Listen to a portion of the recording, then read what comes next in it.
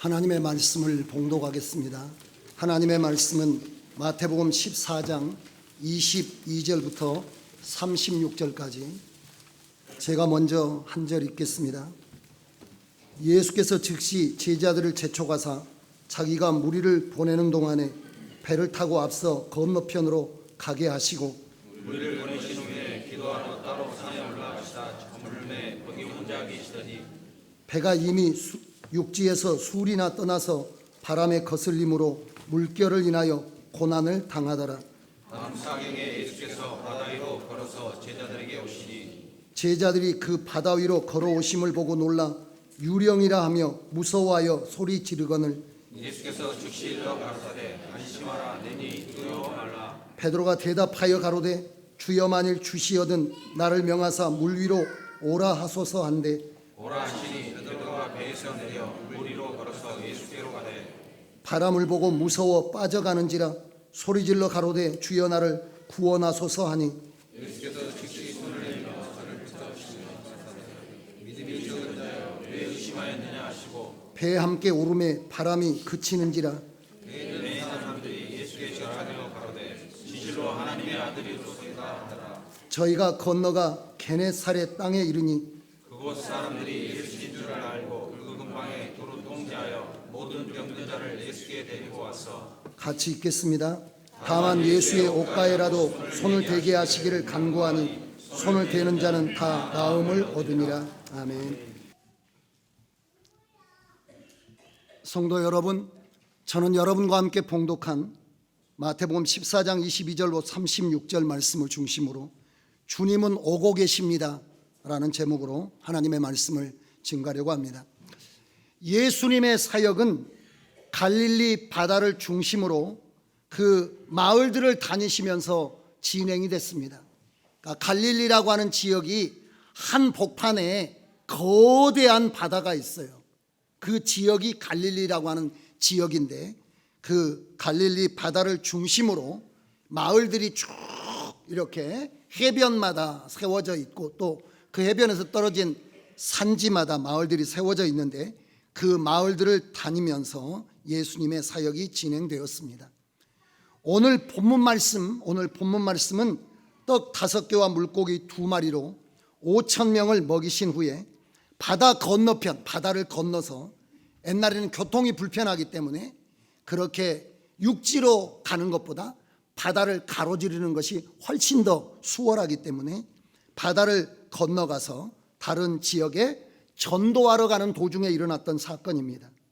예수님은 모든 사람에게 생명의 복음을 전하시고 병을 고쳐주시고 눈물을 씻겨주시기를 원하셨기 때문에 한 지역에서만 계속해서 병자를 고치시고 사람들을 위로하시고 필요를 채워주시는 것에서 끝나는 것이 아니라 38절의 말씀처럼 병들고 지쳐 죽어가는 사람들이 기다리는 건너편으로 가시고자 했습니다.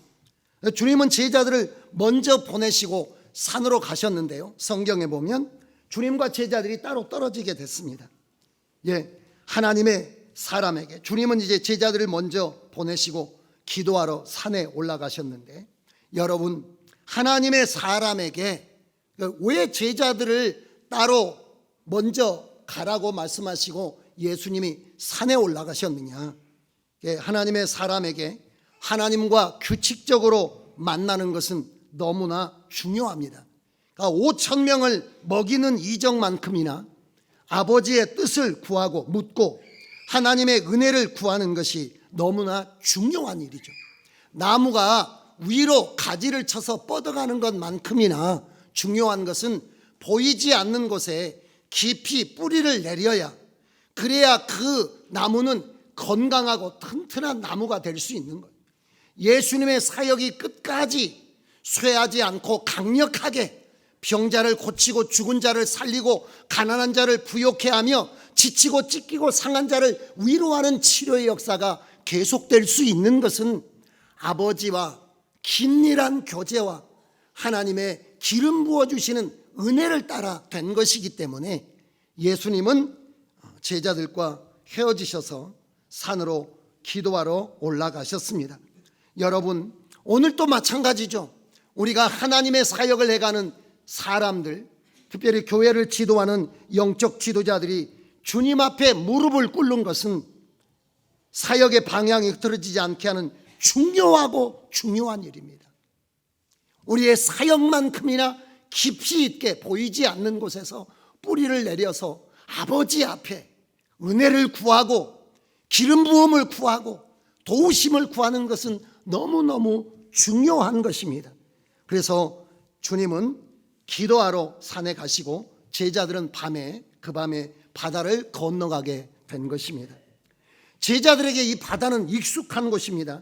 제자들 가운데는 갈릴리 바다에서 잔뼈가 굵은 어부가 4사람이나 있습니다. 바다를 건너는 것은 그냥 일상적으로 그냥 흔히 그 바다에서 고기도 잡고 이쪽에서 저쪽으로 건너가기도 하고 저쪽에서 이쪽으로 건너가기도 하는 별 어려운 일이 아닙니다. 그냥 늘 하던 일이고 쉽게 갈 수 있는 그런 곳입니다. 큰 문제가 아니라는 것입니다. 별일 없이 건너가리라는 생각으로 여러분 배를 타고 이제 바다 깊이 들어가게 됐죠. 전날의 사역이 밤늦게까지 계속돼 가지고 밤중에 바다를 건너가게 됐는데 밤 2시, 3시 가까이에 바다 한복판에 가까이 이르게 됐습니다. 성경은 수리를 떠났다라고 굉장히 몇 킬로를 떠나서 바다 한복판으로 진입해 있었음을 말씀해주고 있습니다. 바다 깊이 들어왔는데 생각지 않는 거센 폭풍우가 갑자기 일어나게 됐습니다. 이제 멀리 떨어져 있어서 이 폭풍우에 휘말리게 됐는데 제자들이 자기들이 가진 기술과 그 경험을 총동원해서 벗어나 보려고 굉장히 애를 썼지만은 벗어나면 벗어나려고 할수록 이 폭풍 속으로 들어가서 오늘 성경에 보면 고난을 당하더라. 벗어날 수 없이 계속 그 소용돌이 속으로 들어가는, 이제는 벗어나야 될 텐데 어떻게든지 벗어나자 이런 생각이 점점 공포로 다가오는, 이러다가 죽는 거 아니야? 이러다가 침몰하는 거 아닌가?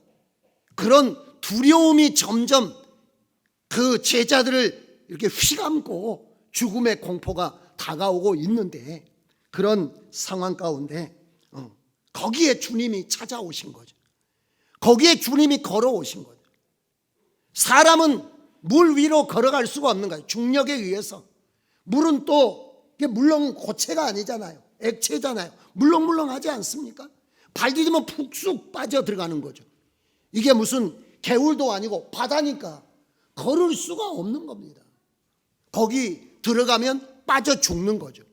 그리고 이미 육지에서 수 킬로를 떠났기 때문에 10리, 20리 바다 안으로 한복판으로 들어왔기 때문에 절대로 어느 누구도 사람이 여기 나타날 수 있다라는 상상조차 할 수가 없는 거예요. 누가 그런 상상을 하겠습니까?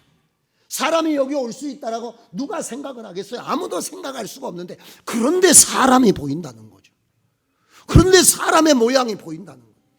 그러니까 지금 폭풍에 휘말려 가지고 자신들의 노력과 수고로 벗어날 수도 없고 점점 폭풍에 휘말려서 죽음의 공포가 이렇게 스물스물 자신들을 덮쳐오고 있는데 거기 사람이 저 멀리서 보이는 거잖아요. 그러니까 두려움이 배나돼 가지고 소리를 막 지르는 거예요.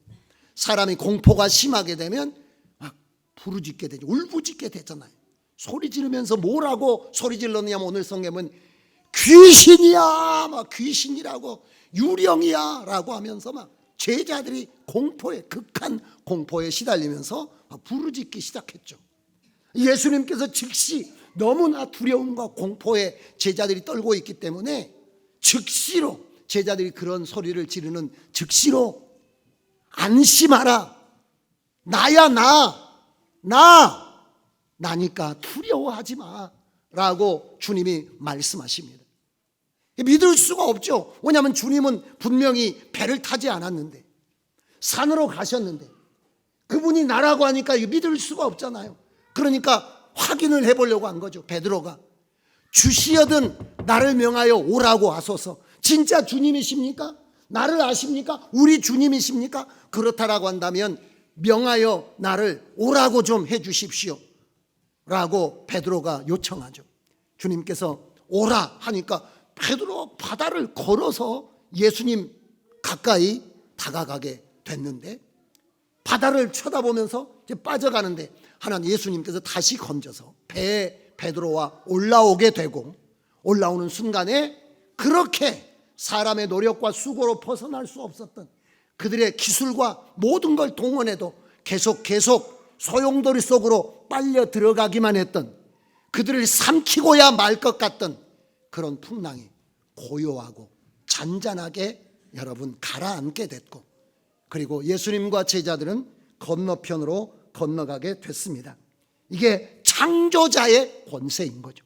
예수님은 사람의 모양으로 오셨지만은 단순히 우리 사람과 같은 사람의 한계만 가지고 있는 것이 아니라 창조자이신, 전능자이신, 말씀으로 세상을 창조하신 그분이 말씀하시면 사람이 말하면 사람밖에 말을 듣지 않지만, 창조자가 말씀하시면 없던 식물도 생기고 없던 짐승도 생기고 하늘의 별도 생기는 창조자이신 하나님께서, 예수님께서 바다를 잠잠하라고 명하셨기 때문에 잠잠해진 거죠. 창조자 하나님이신 거죠.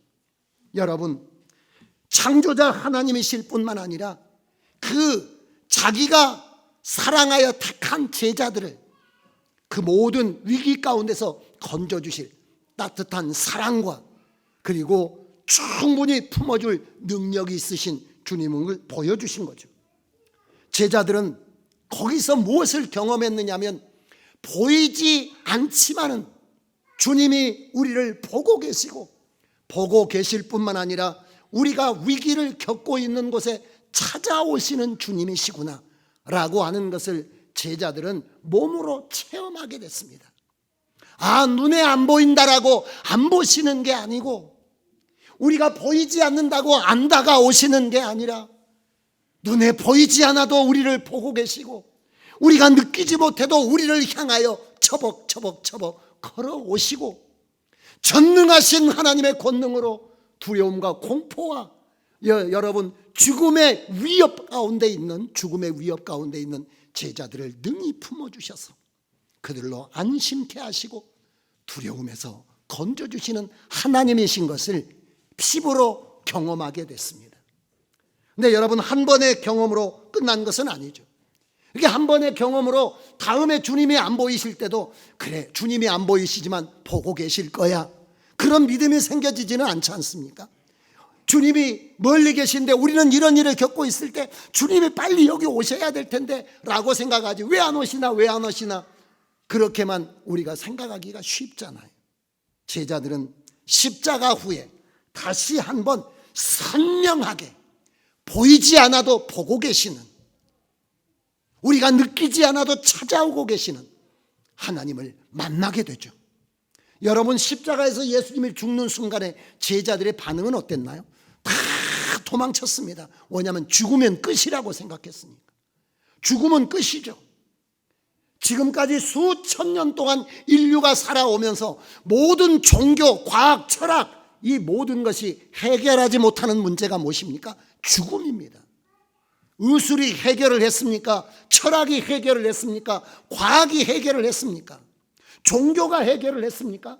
지금까지 수천 년, 수억 년 내려오면서 누구도 해볼 수 없는, 어떤 사람도 해볼 수 없는 게 죽음이라는 겁니다. 모두가 죽음의 문을 열고 이 무덤을 제치고 나오고 싶은 열망을 가졌지만은 한 사람도 무덤을 열어본 사람이 없잖아요. 그러니까 인류는 경험적으로 죽으면 끝이다 라고 하는 것을 사람들이 다 알고 있는 거예요. 그러니까 예수님 십자가에 끌려서 이제 죽으러 못 박히러 가고 있으니까 이제 끝난 거잖아요. 여기서 뭐 살아날 길도 없고, 그러니까 제자들 다 도망간 거예요. 도망친 제자들은 어땠습니까? 일부는 다시 갈릴리 바다로 고기 잡으러 간 거죠. 이제 주님은 안 보이니까 없다라고 생각한 거잖아요. 죽으면 끝이지. 보였던 주님이 죽음으로 보이지 않게 장사 지냈으니 이제는 끝장 아니에요? 주님은, 보이지 않는 주님은 없다라고 생각한 거죠. 그렇게 그들이 바닷가에 고기 잡고 있을 때 부활하신 예수님께서 나타나시잖아요. 바닷가에 가시기 전에도 집에 문 꼭꼭 걸어 잠그고 있는데 주님께서 들어오셔서 평안이 있을지어다 라고 하면서 나타나시거든요. 그 제자들은 충격받게 되죠.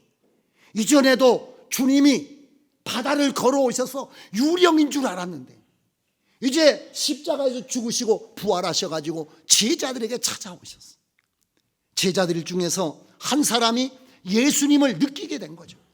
주님이시다 이런 이야기를 듣자마자 베드로가 아직 배가 육지에 도착하지도 않았는데 뛰어내려가지고 첨벙 그 바다를 걸어 나와서 예수님과 함께 앉아서 거기에 고기를 먹고 떡을 먹는 사건이 요한복음 21장에 나와 있습니다. 여러분, 예수님이 그리고 마지막에 하늘로 승천하셔서, 승천하신다는 것은 어떤 것입니까? 이제는 우리의 눈에 보이지 않는다는 거잖아요. 보이지 않게 된다는 거예요. 부활 전에 육체를 가지고 계셨으나 죽으심으로 보이지 않았잖아요. 그런데 부활하신 주님께서 나타나서 나 아직 살아있어, 나는 죽음의 문을 제쳤어, 나는 무덤을 열었어, 나는 살아있어 라고 제자들에게 나타나셔서 너희만 있는 게 아니야, 나 너희 가운데 있어 라고 하는 걸 보여주셨는데, 주님께서 승천하시면서 마지막에 마태복음 28장에 하신 말씀이 무슨 말씀이냐면, 볼지어다 세상 끝날까지 내가 너희와 함께 있으리라. 너희 눈에는 보이지 않을 것이다. 너희가 느끼기 어려울 것이다.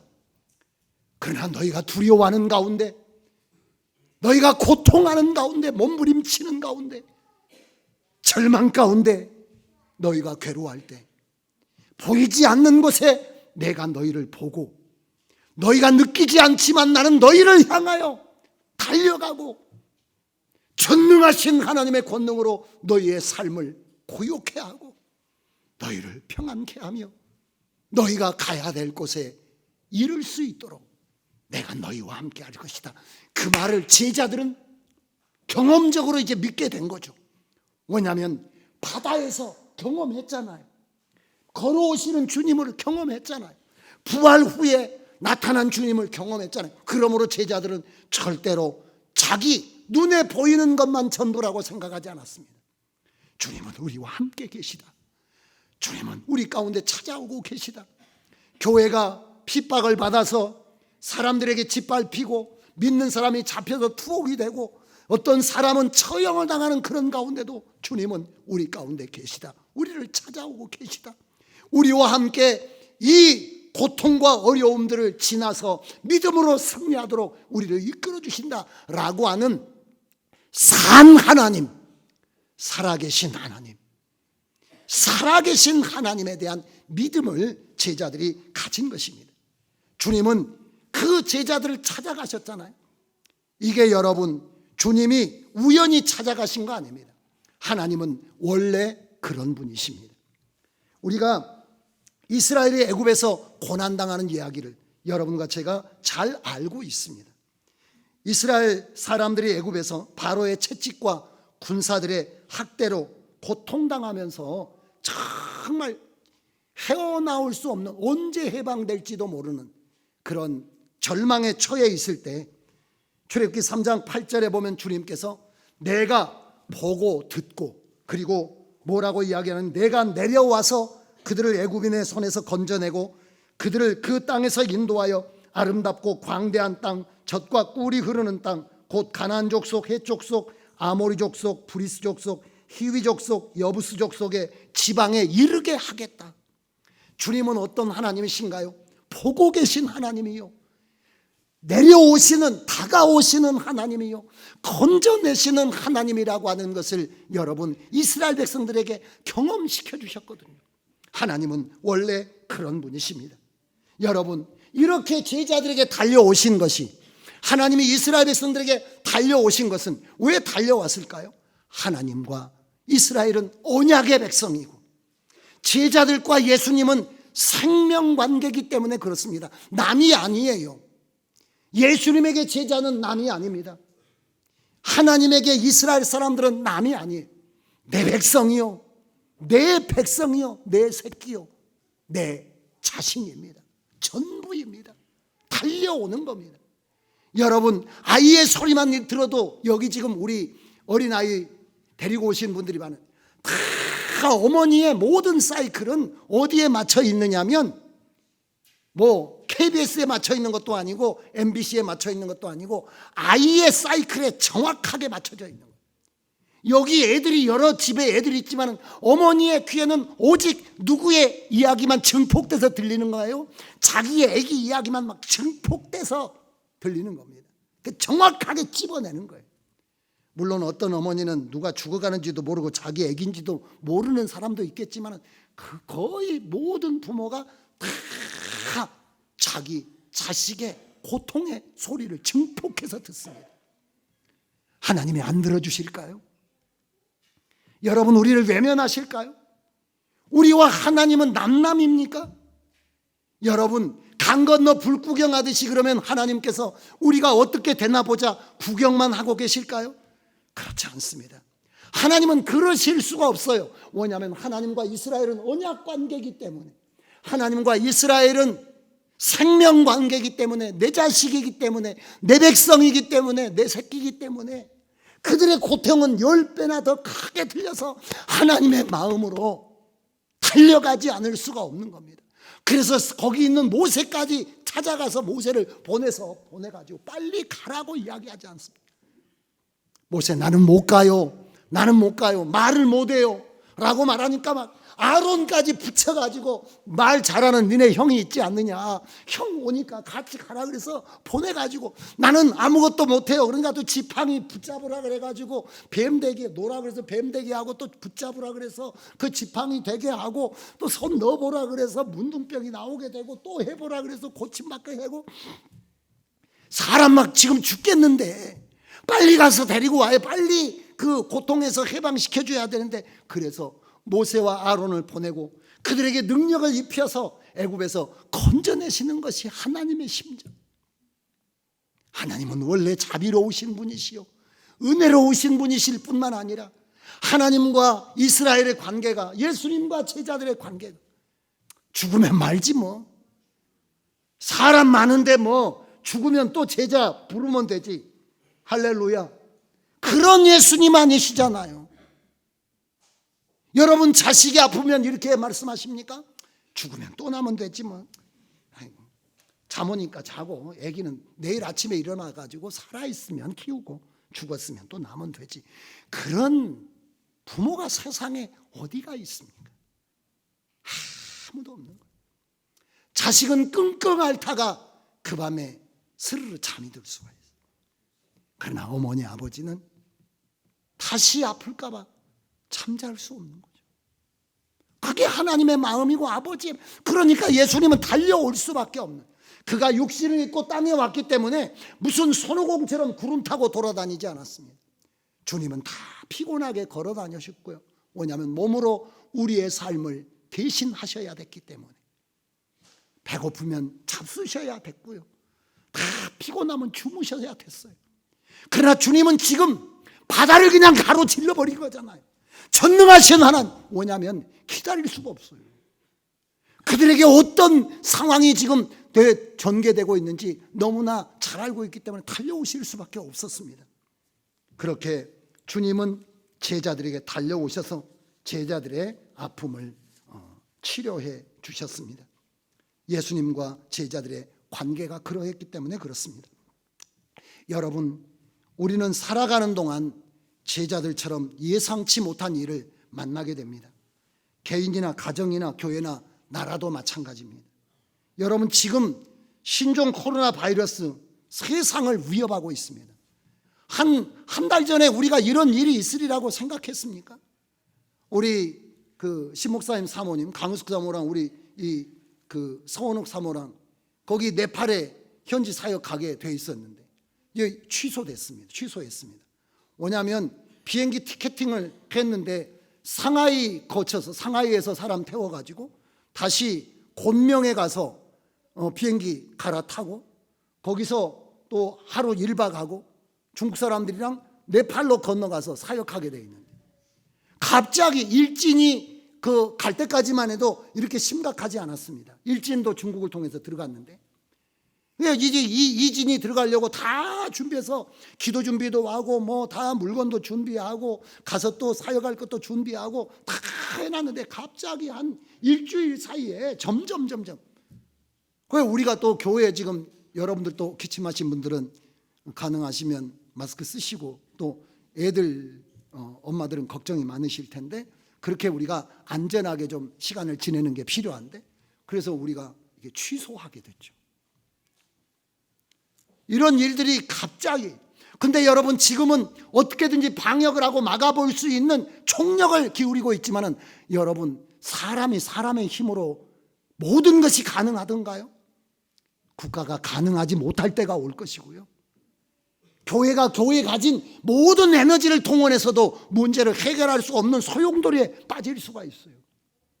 그 여러분이 지금 여러분이 생각하는 나는 평생 이렇게 별 일 없이 살겠지, 어느 날 갑자기 장애를 겪는 수도 있고, 우리는 이렇게 온 가족이 다 별일 없이 나이 들어서 그렇게 인생을 마치겠지, 어느 날 갑자기 세상을 떠나는 일이 우리에게, 여러분, 우리가 예기치 못한 일들이 얼마나 많이 일어나고 있습니다.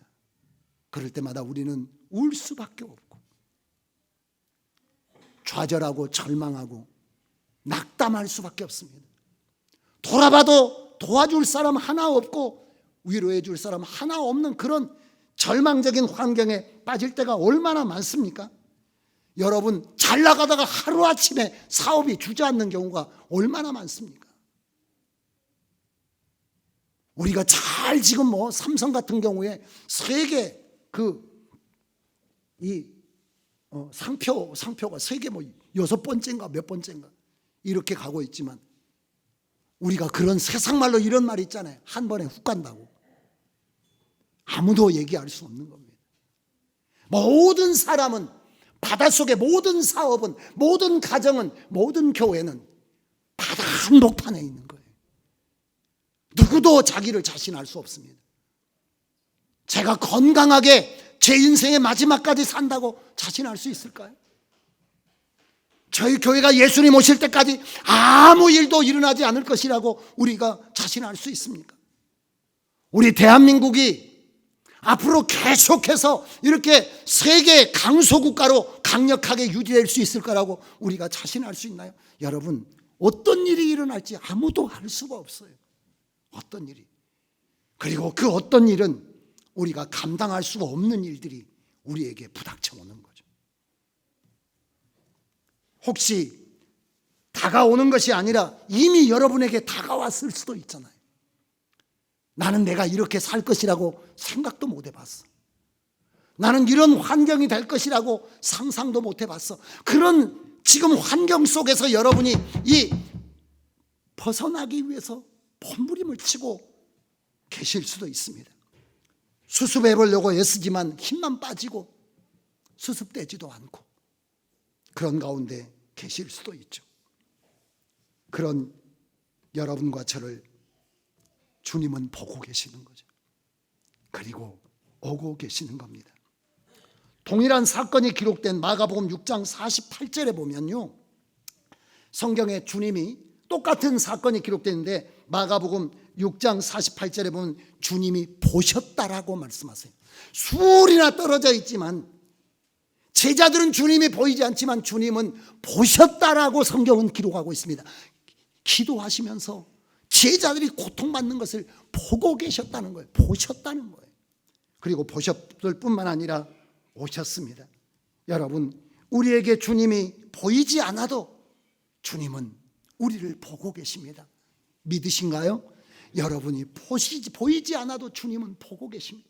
여러분이 느낄 수 없어도 주님은 여러분들을 향하여 걸어오고 계십니다. 저는 이렇게 결혼해가지고 이제 처갓집에 갔는데 방에 자고 있는, 방에서 자는데 새벽녘에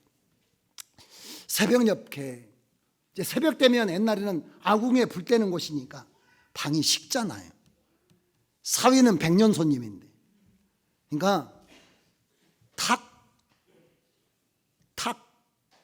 이런 소리가 나요.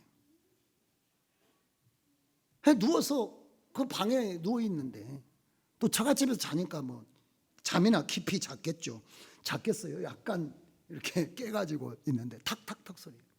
무슨 소리냐면은 우리 장인어른이 새벽에 아궁이에다가 불 넣는 소리. 불을 불 때요, 다시 장작이랑. 그래서 그 방이 온도가 유지되도록, 보이지 않지만,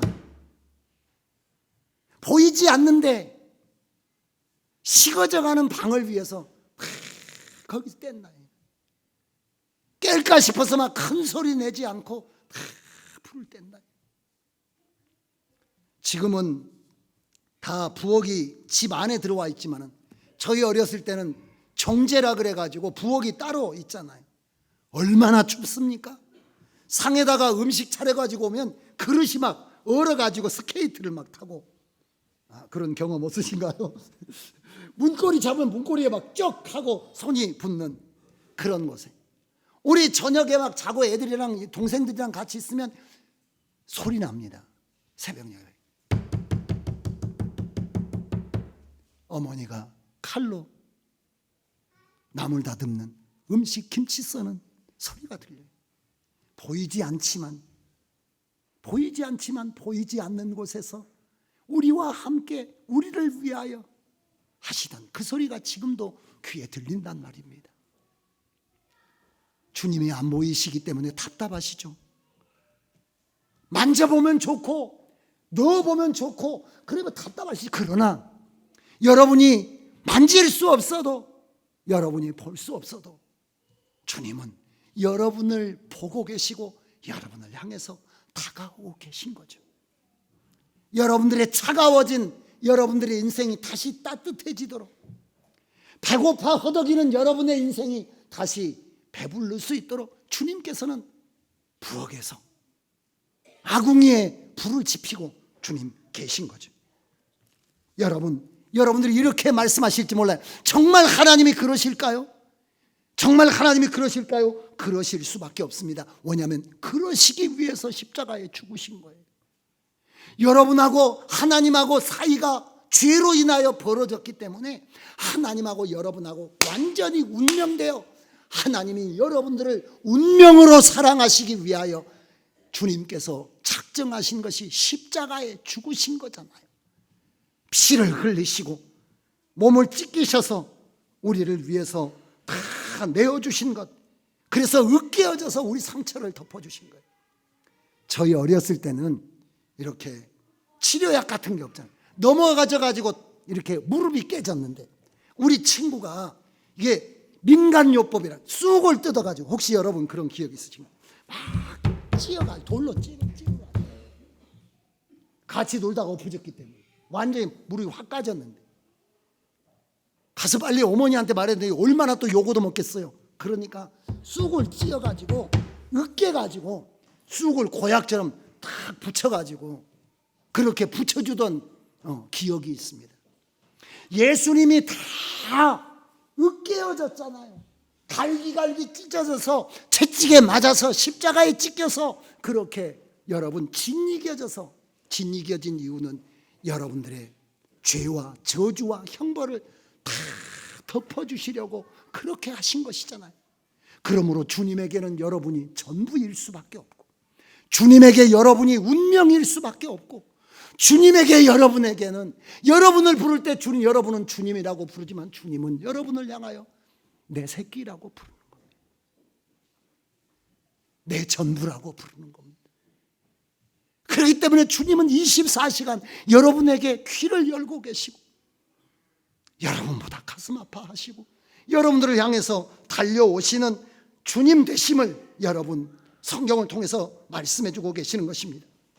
사랑하는 성도 여러분, 여러분들이 지금 이런 일들을 겪고 있을지라도, 여러분들이 그런 어려움에 처해 있을지라도 저는 믿습니다. 오늘 성경에 보면 가려던 건너편에 도착하게 됐어요. 여러분의 인생은 바다 가운데서 수장되지 않을 것입니다. 폭풍이 여러분을 꺾지 못할 것입니다. 반드시 주님께서 여러분을 보시고 찾아오셔서 여러분과 함께 그 바다를 건너실 것입니다. 그리하여 건너편 땅에 이르게 하실 것입니다. 그리고 이르게 하실 뿐만 아니라 제자들을 통하여 주님과 함께 놀라운 일을 하게 하셨습니다. 병든 사람들을 고쳐주고 하나님의 말씀을 전해주면서 자기가 살기 위하여 몸부림치던 인생이 다른 사람을 살려주고 고쳐주는 놀라운 인생의 그런 땅으로 다시 가게 하신 것이 오늘 예수님의 사역의 결과거든요. 저는 믿습니다. 주님께서 반드시 여러분들을 하나님의 은혜로 건너편까지 건너가게 하실 것이라는 것을, 저는 이 바다를 여러분과 함께 건너게 하시고 주님으로 인하여 하나님의 사람으로 아름답게 살아가게 하실 것을 믿습니다. 내가 무엇을 할 수 있을까? 아니요. 앞으로 하나님께서 여러분의 이 바다를 건너게 하신 다음에 훨씬 여러분 자신이 보람되고 하나님에게 유익되며 모든 사람에게 치료자가 되는 놀라운 사람으로 만들어 주실 줄로 믿습니다. 그러면서 여러분들은 보이지 않는 하나님을 산 하나님으로 경험하게 될 것입니다. 하나님을 만나게 될 것입니다. 그리고 하나님을 증거하는 사람이 되게 될 줄로 믿습니다. 기도하겠습니다.